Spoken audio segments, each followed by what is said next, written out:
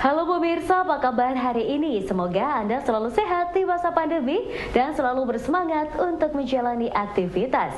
Bagi pemirsa yang harus tetap bekerja di luar rumah, jangan lupa untuk menggunakan masker. Hari ini program Berita News Point hadir menjumpai Anda bersama saya Khairunisa. Selama 30 menit ke depan, News Point akan menyajikan berita terbaru seputar Universitas Brawijaya dan Malang Raya. Jangan kemana-mana, keep on our channel News Point.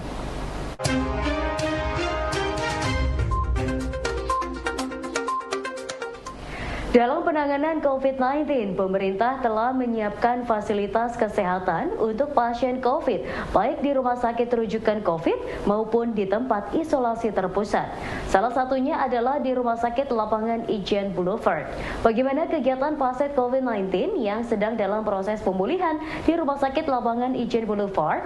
Berikut penuturan Rega Aprilianto saat dirawat di Rumah Sakit Lapangan Ijen Boulevard, Kota Malang. Kebanyakan di sini waktu Rega masuk itu kebanyakan anak muda, maksudnya kan ini udah 2 kali ya di rumah sakit, berbeda dengan yang sebelumnya yang kebanyakan lansia.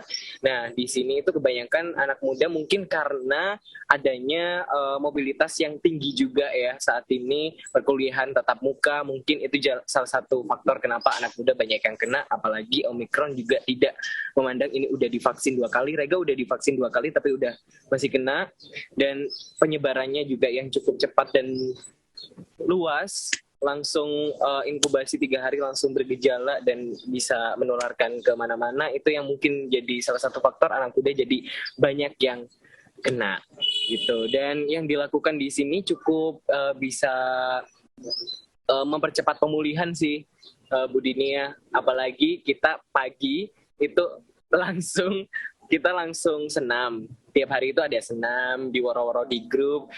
Ayo bapak-bapak, ibu-ibu, kita senam gitu.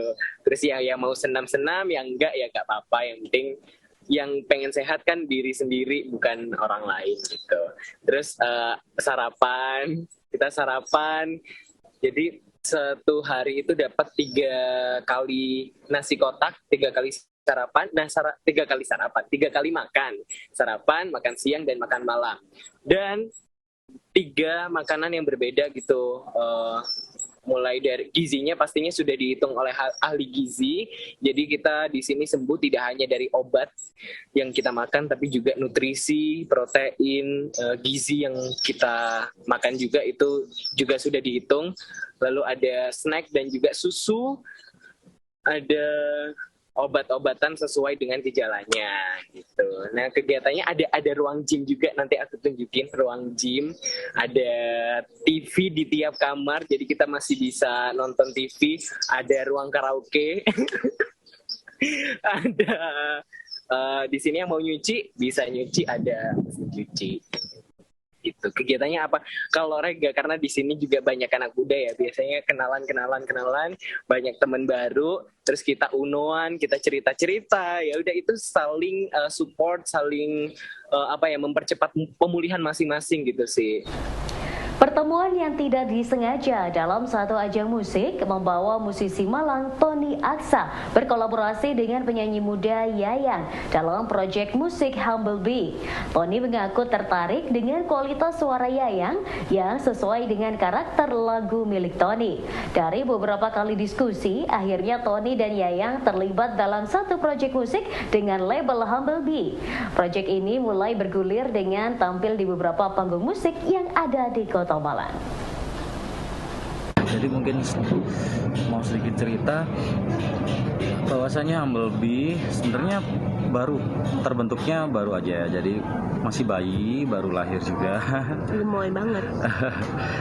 Kalau kebentuknya kebetulan kemarin tanpa kesengajaan juga, jadi waktu itu saya manggung ada sama bareng band saya yang sebelumnya, terus ketemu sama Mbak Yayang kebetulan waktu itu ngejam ada satu lagu gitu ya, pas itu aku lagi nugas gitu loh, terus ketemu sama mereka gitu. Nah di situ wih suaranya boleh juga nih. Kebetulan Wayang ini punya basic suara yang waktu itu dia bawain ngejam lagunya Kotak ya. Ya. Nah waktu itu, wih suaranya tantri banget nih. Nah udah lama nggak ketemu, akhirnya kita ketemu di suatu tempat dan waktu yang berbeda. Kebetulan waktu itu saya ada lagu sendiri. Saya coba minta tolong sama Mbak Yang buat coba sih iseng-iseng nyanyiin, ini aku ada lagu. Cuman waktu itu aku rekam pakai HP. Waktu aku dengerin kok suaranya masuk. Ya akhirnya pelan-pelan kita ngobrol, gimana kalau kita coba ya ngejam-jam di studio lah.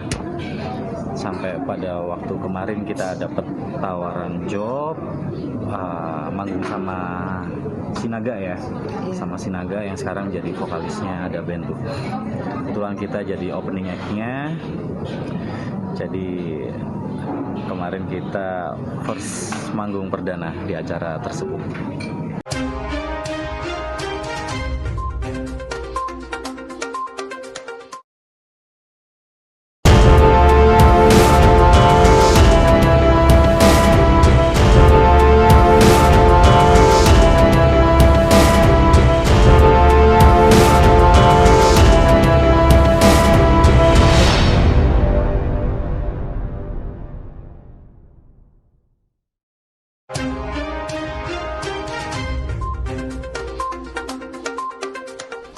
Humblebee yang berarti lebah menurut Tony Aksa diartikan sebagai warna musik yang menyengat publik atau muncul dengan warna musik yang berbeda, namun mampu memberi warna tersendiri. Penamaan Humblebee tersendiri bukan berasal dari kesengajaan, namun berasal dari saran dari sahabat komunitas radio yang ada di Kota Malang. Merasa nama tersebut menarik dan unik, akhirnya Tony dan Yayang sepakat menggunakan nama tersebut dalam proyek musik mereka. Namanya juga kita nggak ada perencanaan bikin nama Humblebee. Waktu itu kita ketemuan sama ada salah satu tengkot orang radio yang megang radio di Malang. Terus salah satu usulnya pakai nama Humblebee. Nah, kira-kira seperti itu sih.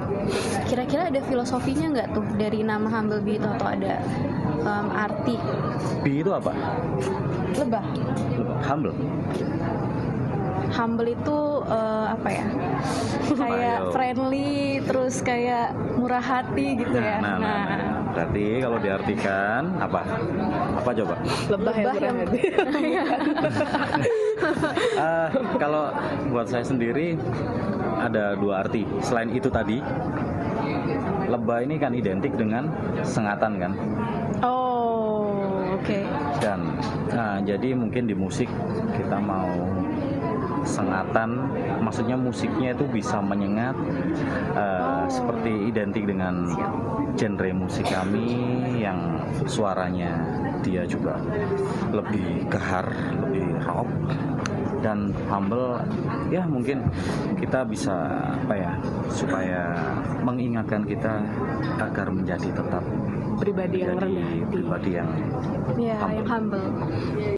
Coaching klinik dari tim percepatan tugas akhir FISIP UB diharapkan menjadi salah satu media bagi mahasiswa untuk menemukan judul dan topik penelitian skripsi yang menarik sesuai dengan bidang studinya.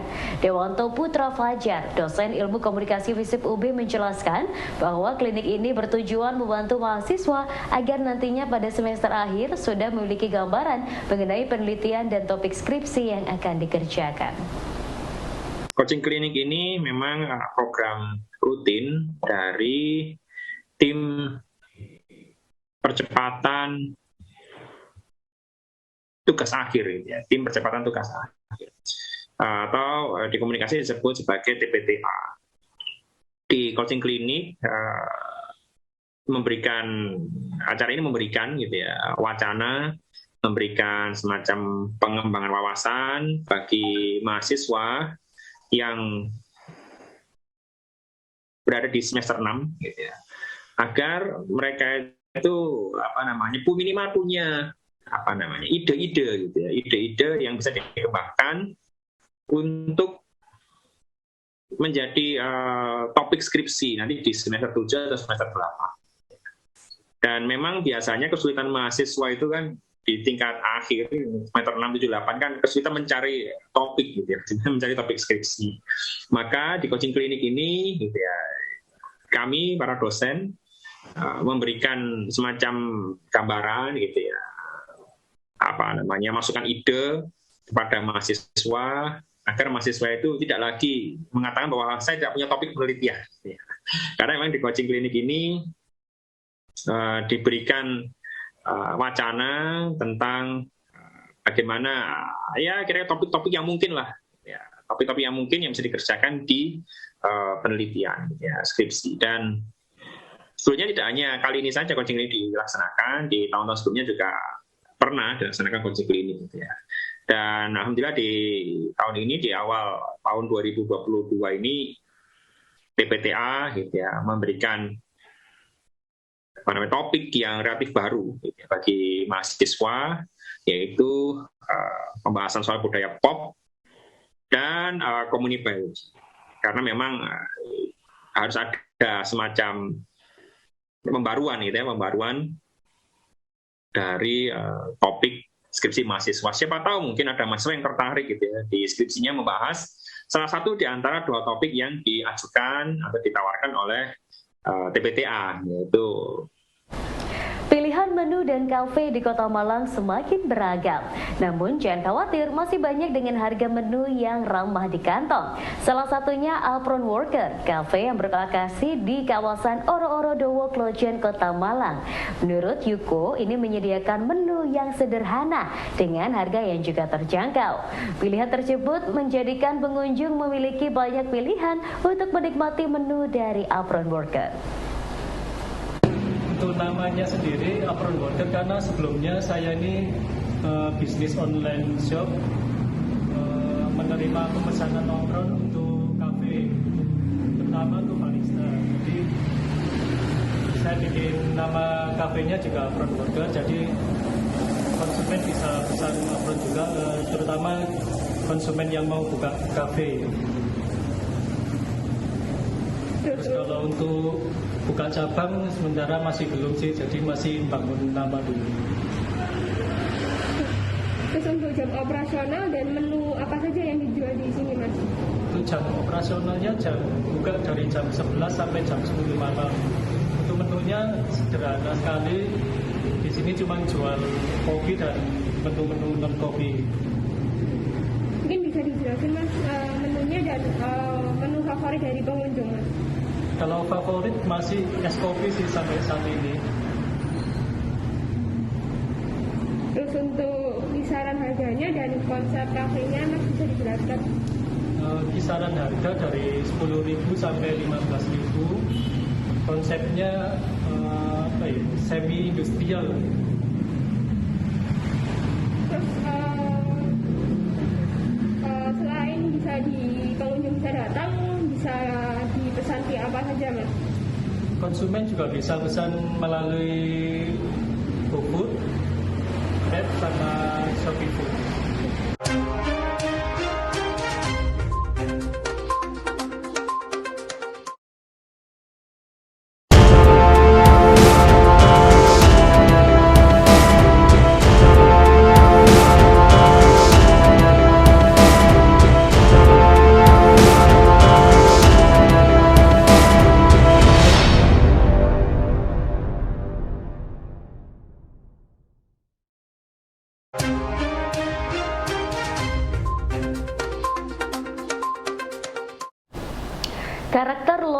Desa Gubuk Lakah dengan keindahan alam dan sumber bahan lokal menjadi aspirasi masyarakat untuk dikuatkan menjadi karakteristik khasnya. Gubuk Lakah yang berarti rumah sederhana dengan atap bambu ini kemudian berinisiasi memperkuat karakter lokal mereka untuk menarik wisatawan dengan instalasi bambu. Program ini yang akan kemudian menjadi gayung bersambut antara kelompok wisata desa, Kementerian PUPR, dan Universitas Brawijaya, khususnya Departemen Arsitektur. Kemarin itu memang proyek pertama kita, bukan proyek ya sebenarnya, ini kegiatan pengabdian yang kita gagas bekerja sama dengan PUPR, kebetulan kemarin dengan Dinas PUPR Kabupaten dan bidang perumahan ya. Awalnya memang ini sebuah proyek inisiasi awal karena dari PUPR itu membutuhkan bantuan pendampingan dari kampus yang terkait dengan pengembangan kawasan wisata Desa Gubuk Lakah, Kecamatan Poncokusumo. Nah, setelah kita dalami, saya berkunjung ke sana, walaupun saya sudah sering, tapi setelah kita ngobrol lebih lanjut dengan pihak sana, memang luar biasa. Desa Gubuk Lakah ini termasuk dalam satu desa wisata unggulan nasional ya.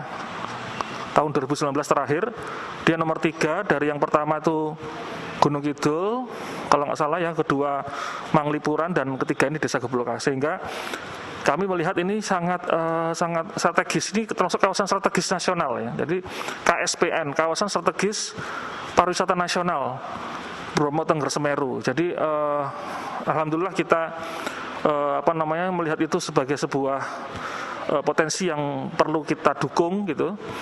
Kemudian kita selami sehingga ternyata mereka mengharapkan ada satu kampung yang kalau istilah di Kota Malang itu kampung tematik ya.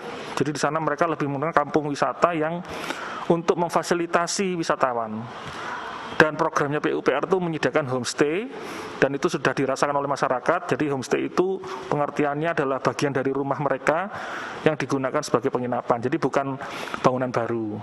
Kemudian kita dilibatkan sebagai pendampingan untuk membuat kampung itu menjadi lebih menarik dan lebih nyaman untuk wisatawan, dan juga menjadi lebih sesuai dengan karakter lokal mereka. Karakter lokal mereka itu dilihat dari sejarahnya, memang Gubuk Lakah itu dari artinya yaitu sebuah desa atau bangunan sederhana gubuk dengan atap kelakah. Kelakah itu bambu yang dibelah jadi 2, kemudian ditumpuk bersilangan itu, bertumpukan bolak-balik gitu ya. Sehingga itu ingin dikuatkan gitu karakter itu. Partisipasi dan pelibatan masyarakat dalam menata desa wisata Gubuk Lakah menjadi salah satu kunci sukses proses instalasi bambu berjalan dengan cepat. Menurut dosen arsitektur UB Subhan Ramdlani, partisipasi aktif masyarakat di sana tidak hanya berupa usulan dalam musyawarah, namun hingga level terlibat langsung dalam proses pemasangan instalasi bambu di area publik Gubuk Lakah. Iya, masyarakat di sana berpartisipasi aktif dalam hal membangun kampungnya itu sendiri. Jadi kita tidak hanya istilahnya itu menyerahkan pada kita, tidak ya. Mereka tidak hanya menyerahkan pada kita, tapi mereka ikut bersama-sama mendiskusikan. Jadi berpartisipasi itu dalam arti dalam upaya mewujudkan kampungnya yang menjadi salah satu yang fasilitas wisata yang menarik, itu mereka didata oleh ketuanya. Jadi ketuanya itu ada ketuanya di sana yang istilahnya itu mengumpulkan ya, semacam kalau kita bahasanya mungkin focus group discussion gitu, tapi mereka kan musyawarah dulu gitu. Jadi istilahnya ini apa, harinya apa. Karena kebetulan saya melihat sendiri rumah-rumah mereka yang dijadikan homestay itu mereka kerjakan sendiri. Jadi semuanya dikerjakan sendiri dan mereka saling bantu. Jadi pagi itu mereka sudah siap gitu, jam 7 itu mereka sudah ready di jalanan kampung itu sudah menunggu gitu. Nah, mahasiswa kita ya nanti mereka mendiskusikan, semalam mereka bekerja malam hari ya, itu mereka menyusun besok rencananya bagaimana, paginya dikomunikasikan langsung bersama-sama bikin ini. Jadi kegiatan itu sangat menarik ya, semuanya bersama-sama membentuk kampungnya, karena partisipasi yang diharapkan itu bukan hanya sampai dengan memberikan, tapi sampai terlibat. Karena kita tahu kan tingkat partisipasi itu kan bisa diukur ya. Nah ini tingkat partisipasinya sampai dengan terlibat, bahkan menjalankan mereka secara mandiri gitu, menjalankan manajemen kampungnya itu secara mandiri. Semuanya. Saya kalau karena berhari-hari tinggal di sana itu istilahnya itu semua lewat disapa, mampir. Jadi kayak masyarakat, mahasiswa juga saya ingatkan untuk jangan ragu untuk dekat dengan masyarakat gitu. Pengembangan kawasan desa wisata Gubuk Klakah setelah badai pandemi akan melibatkan warga dengan perguruan tinggi dan pemerintah. Pandemi menurut dosen arsitektur UB Subhan Ramdlani memukul aktivitas dan kunjungan wisata di desa Gubuk Klakah. Pasca badai pandemi ini, penataan tidak hanya dilakukan oleh warga saja, namun akan bergotong royong bersama perguruan tinggi dan pemerintah. Jauh sebelum kegiatan ini berlangsung, sebenarnya kita sudah sering ke sana seperti saya sampaikan tadi. Dan saya membawa mahasiswa juga itu di perkuliahan luar ya, perkuliahan lapangan. Jadi ketika ada tugas, karena di arsitektur itu ada mata kuliah terkait dengan landscape gitu ya, landscape, tapak dan sebagainya. Kita bawa ke sana mahasiswa itu, kita kenalkan dengan landscape yang berbagai macam jenis gitu ya, ada yang pasir gitu ya, ada yang kebun, ada hutannya, di sana lengkap kan, kalau di semua ada gitu. Artinya mereka bisa menyikapi perancangan, karena di arsitektur itu seperti apa, itu mereka memahami tapak itu seperti apa. Nah harapannya nanti dengan adanya MOU ini, pertama pendampingan akan terus kita lakukan. Tidak tahu nanti mereka butuhnya yang seperti apa, karena sepertinya mereka lebih banyak yang ke arah eksplorasi bambunya ya. Kemudian yang kedua, kita bisa melakukan penelitian terkait dengan partisipasinya itu, partisipasi masyarakat yang saya itu sampai heran, mereka itu tidak ada lembaga yang formal gitu, tapi mereka tuh omsetnya tuh sampai puluhan atau ratusan M ya, saya kemarin secara hitungan ini ya. Dan awalnya yang mereka tidak di bawah badan usaha milik desa itu karena mereka merasa sudah mandiri gitu. Tapi karena sekarang setelah kondisi pandemi memang kondisinya drop, langsung turun, dan makanya mereka mau lah sekarang ini mencoba melibatkan orang lain gitu, termasuk kampus gitu. Jadi awalnya mereka kan rasa sudah cukup mandiri gitu. Nah sekarang ini dengan kondisi yang drop itu, mereka ingin memperbaiki, menata lingkungannya, apa yang kurang-kurang dari di sana itu dengan melibatkan kampus. Jadi insya Allah nanti penelitian pengabdian yang akan dilakukan. Ya pemirsa, informasi tadi sekaligus menutup perjumpaan kita hari ini. Jangan lupa saksikan News Point setiap hari pukul 19.30 waktu Indonesia Barat hanya di UB TV, Televisi Pendidikan Universitas Brawijaya. Saya Khairunisa dan seluruh kru yang bertugas pamit undur diri. Tetap patuhi protokol kesehatan, wajib menggunakan masker. Terima kasih dan selamat beraktivitas.